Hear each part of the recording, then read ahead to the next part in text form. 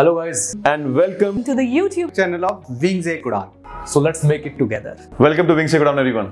दोस्तों, जहां तक अपने लाइफ के गोल्स को अचीव करने की बात है, जहां तक कोई जॉब हासिल करने की बात है या फिर जिंदगी में कोई भी चीज हासिल करने की बात है, उसमें मेहनत मशक्कत का बहुत बड़ा रोल है। एट द सेम टाइम वहीं पर उस गोल के लिए परसिस्टेंटली कॉन्स्टेंटली एफर्ट लगाना भी जरूरी है। कई लोग हम सब में से सेल्फ मोटिवेटेड होते हैं, पर कई लोगों को, मेरे जैसे लोगों को मोटिवेशन की जरूरत पड़ती है।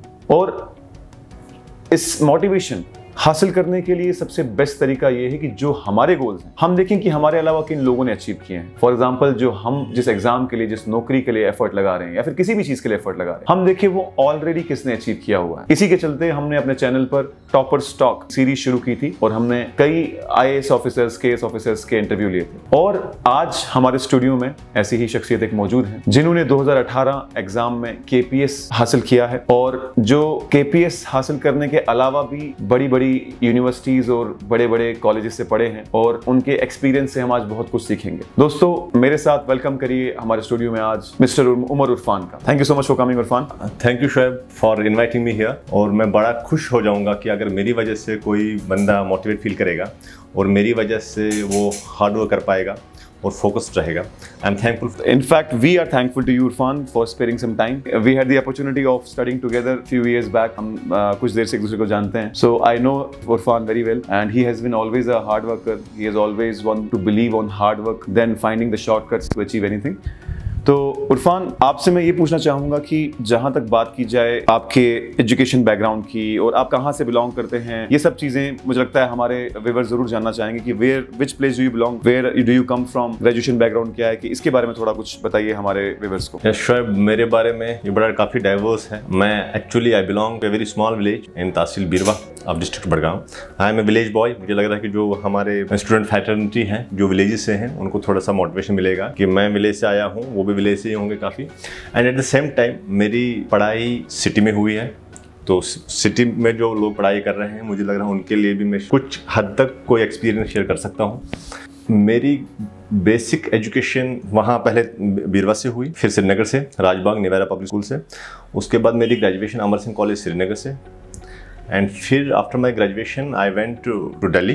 फिर मेरी मास्टर्स, मेरा MPhil and PhD Jawaharlal Nehru university JNU से हुआ। And in addition to that मैं रहा हूँ सिविल सर्विसेज प्रिपरेशन के लिए हमदर्द स्टडी सर्कल, जहाँ हम साथ ही रहे हैं, और जामिया मिलिया इस्लामिया में भी रहा हूँ और जामिया हमदर्द रेजिडेंशियल कोचिंग में भी। तो ये चीज़ें हैं रिगार्डिंग माई ओवरऑल बैकग्राउंड। तो इन एडिशन टू दैट मैंने अपने सब्जेक्ट में, जो मेरा ऑप्शनल सब्जेक्ट था, that is political science and international relations, उसमें मेरा स्पेशलाइजेशन है in my PhD and my MPhil and even masters. तो आपने जो है PhD भी JNU से की है? जी, PhD भी JNU से किया है। बहुत बढ़िया। तो मैंने काम किया है पीस कीपिंग में, डिसआर्मामेंट में, डिप्लोमेसी पे काम किया है, फॉरेन पॉलिसी पे काम किया है एंड इंटरनेशनल ऑर्गेनाइजेशन पे भी। तो इरफान, JNU हमेशा ही एक मुझे लगता है कि हर किसी भी जो भी ग्रेजुएशन करना चाहता है या फिर PG करना चाहता है, मुझे लगता है कि ह्यूमैनिटी सब्जेक्ट के लिए JNU is one of the most sought after college all over India. और ऑब्वियसली न्यूज़ में भी बहुत रहता है, हम सुनते भी हैं बहुत इसके बारे में।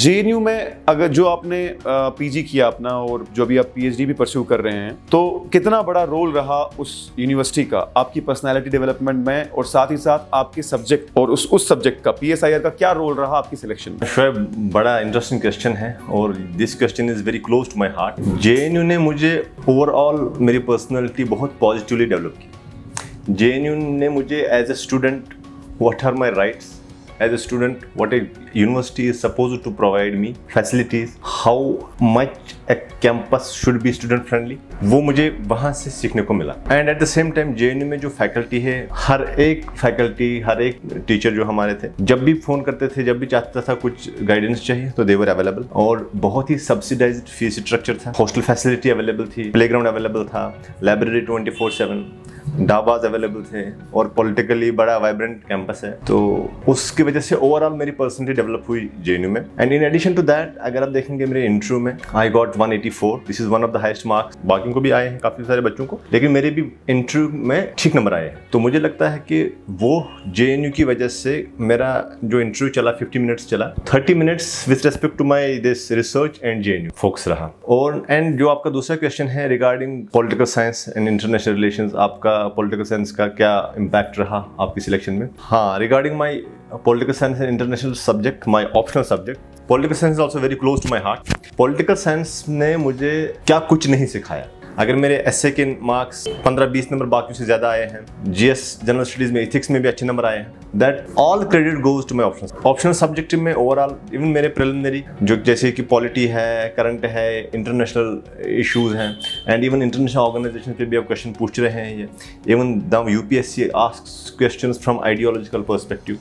तो उसकी वजह से पॉलिटिकल साइंस में preliminary, mains and even interview तीनों पे बहुत ही पॉजिटिव इम्पैक्ट किया है, और मेरी सिलेक्शन में काफ़ी सारा पॉजिटिव कंट्रीब्यूशन है पॉलिटिकल साइंस को। तो जहां तक बात की जाए PSIR की, जिन लोगों को पता नहीं है, political science and international relation एक ऑप्शनल सब्जेक्ट है जो आप ले सकते हैं एग्जाम में। कोई भी एक चूज करना होता है आपको जिसमें से PSIR है। तो उरफान, जहां तक बात की जाए PSIR एज अ सब्जेक्ट, आप जितने लोग भी प्रिपेयर कर रहे हैं एज अ PSIR ऑप्शनल, तो उनके लिए और इन जनरल हम बात करें, अगर जो लोग भी इस बार अपियर होने वाले हैं KS एग्जाम के लिए या फिर UPSC के लिए, क्योंकि अब पैटर्न तो बिल्कुल सेम हो गया है, तो मैं इस सवाल को 2 हिस्सों में बांटना चाहूंगा। पहला सवाल ये कि ओवरऑल स्ट्रेटजी क्या रहे पढ़ाई की, ओवरऑल मतलब एक लेमैन्स टर्म में। ऑब्वियसली हम आपको तकलीफ देंगे कि एक सेपरेट वीडियो बनाइए आप, जिसमें आप PSIR, political science and international relation की स्ट्रेटजी जरूर डिस्कस करें। लेकिन अभी मेरा सवाल ये कि ओवरऑल स्ट्रेटजी क्या रहे प्रिपरेशन की फॉर दोज पीपल जो 2021 में KS का एग्जाम लिख रहे हैं, क्योंकि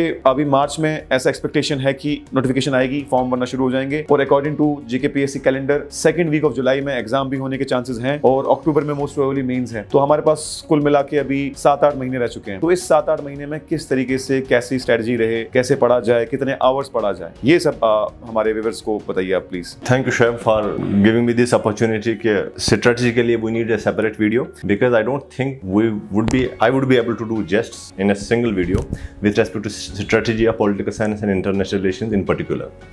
So जो जनरल स्ट्रेटजी की आप बात कर रहे हैं, क्योंकि एग्जाम्स अपकमिंग है, तो नोटिफिकेशन आने वाला है मार्च में, preliminary, mains and even interview.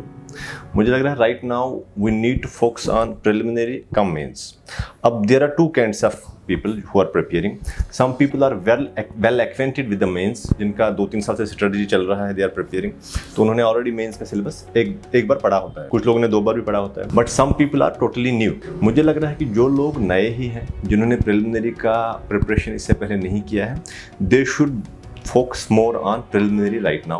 And in preliminary, if someone is opting for political science as an optional or sociology as an optional, in political science there are lot of topics which are in preliminary and in mains as well. उनको वो करना चाहिए, they need to go for comprehensive preparation. जैसे if they are starting with political science, Indian political system I am talking about, उनको preliminary का भी पढ़ना चाहिए और mains optional का भी, because अगर वो mains optional का पढ़ेंगे, एक तो उनका mains का portion काफ़ी, it is 30%, 30 to 33% पोर्शन का मेंस का कंप्लीट होगा ऑप्शनल का, and at the same time preliminary का मेन चीजें पॉलिटी कंप्लीट हो जाएगा, and in addition to polity modern history वाला पार्ट भी कंप्लीट हो जाएगा। ये मैं जनरल बात बोल रहा हूँ अभी। And with respect to preliminary CSAT, मुझे लग रहा है कि there are lot of people, हमारे साथ भी थे काफ़ी लोग जिनको CSAT क्वालिफाई नहीं हुआ, तो थोड़ा सा फोकस CSAT पे भी 2-4 पेपर पहले करने चाहिए उनको। They should come to know where I have the problem, फिर उस प्रॉब्लम को देखने के बाद ही they can just give some remedies. या तो किसी को प्रैक्टिस करना है, किसी को और पेपर्स चेक करने पड़ेंगे, सो व्हाटएवर। और दूसरा पार्ट सवाल का कि इस 8 महीने में कैसे डिवाइड किया जाए इस टाइम को, कैसे, कितने घंटे इंसान को पढ़ना चाहिए, ये सब चीज़ें, क्योंकि बहुत कॉमन क्वेश्चन होते हैं। जी शायद अगर आप देखेंगे मेरे बारे में, आपको खुद पता होगा, मैं फर्स्ट हाफ में पढ़ता हूँ। जैसे 7-8 बजे मैं लाइब्रेरी पहुँचता था, 12-1 बजे तक तो बैठता था, उसके बाद मेरी पढ़ाई नहीं होती थी, लेकिन फर्स्ट हाफ में मैं पढ़ता था।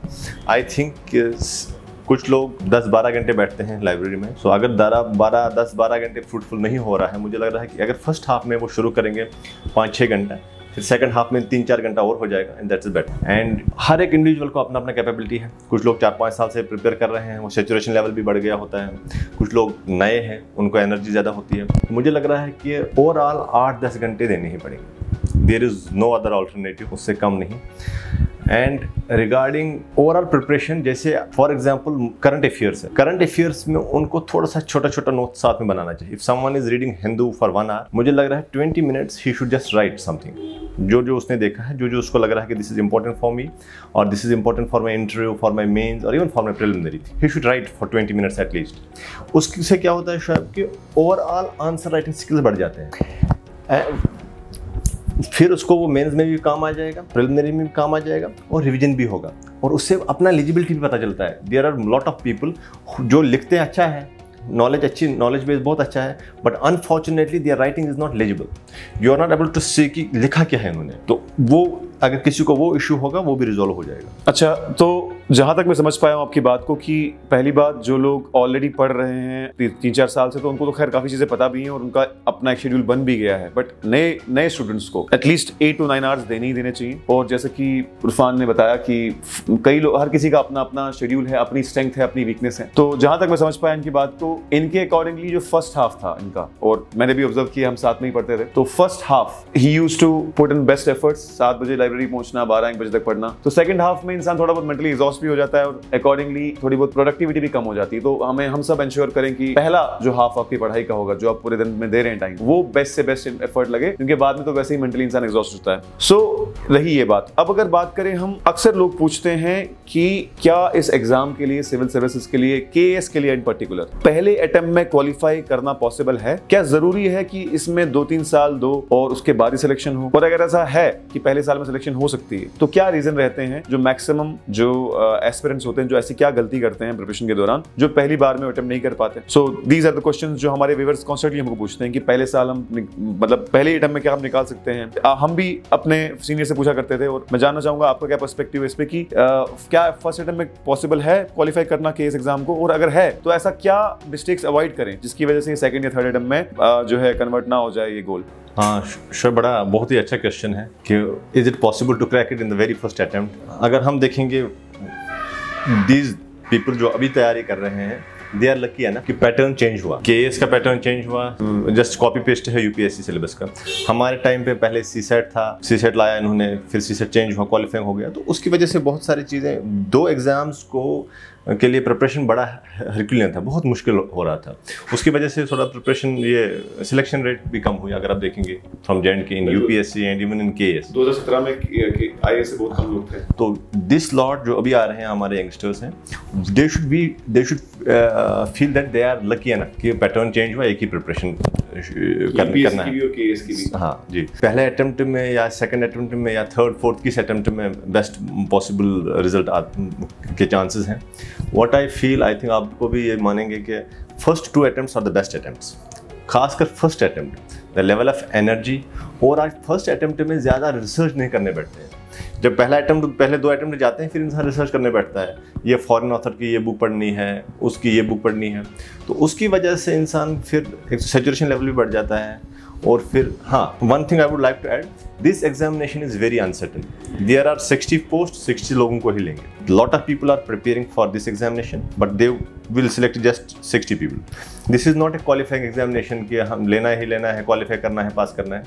हमें कंपटीशन में उस लेवल पे आ जाना है। अगर ये रेस है, पहले 50 को, पहले 60 को ही लेंगे, जो 61st होगा उसको नहीं लेंगे। उस पहले अटेम्प्ट के लिए मुझे ये लग रहा है कि if people have resources, they should just take guidance इधर फ्रॉम द सीनियर्स।